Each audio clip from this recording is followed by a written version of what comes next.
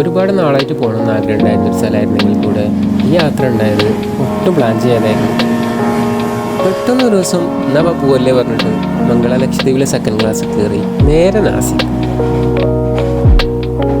ട്രെയിനിൽ ഏകദേശം ഒരു ദിവസത്തോളൊക്കെ യാത്ര ഉണ്ടായിരുന്നെങ്കിലും നല്ലൊരു കിഡിലും സൺസെറ്റൊക്കെ കിട്ടിയോണ്ട് തന്നെ ഞങ്ങൾ ഫുൾ ചാർജിലായിരുന്നു.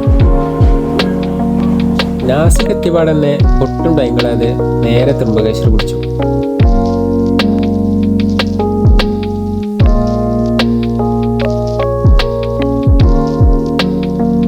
അന്ന് രാത്രി അവിടെ സ്റ്റേ ചെയ്തതിനു ശേഷം പിറ്റേന്ന് രാവിലെ കുറച്ച് നേരത്തെ എണീറ്റ് ഒരു ഓട്ടോ വിളിച്ച് ഹരിയർ ഫോർട്ടിൻ്റെ നേരെ താഴെയുള്ള സ്പോട്ടിലേക്ക് എത്തി.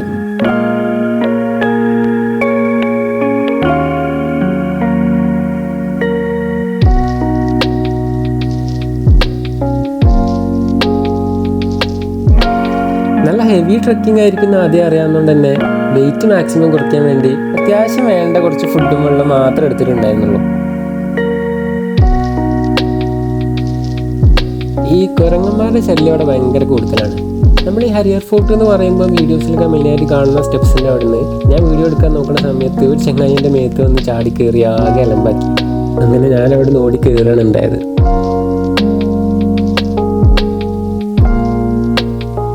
മേലെത്തിക്കഴിഞ്ഞാൽ ഇതൊരു പ്രത്യേക രസമാണ്.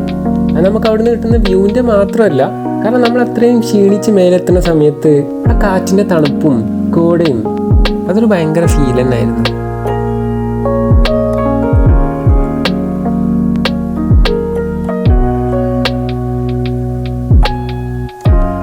ഇതെന്ന് പറഞ്ഞാൽ അന്നത്തെ കാലത്ത് ഫോർട്ടിൽ ഫുഡൊക്കെ സ്റ്റോർ ചെയ്യാൻ വേണ്ടിയിട്ട് ഉപയോഗിച്ചിരുന്ന ചെറിയൊരു സ്റ്റോർ ഹൗസാണ്.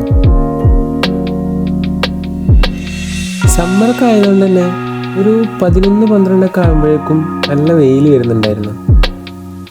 അപ്പം ഞങ്ങൾ പതിയെ കാഴ്ചകളൊക്കെ കണ്ടതിന് ശേഷം ഇറങ്ങി.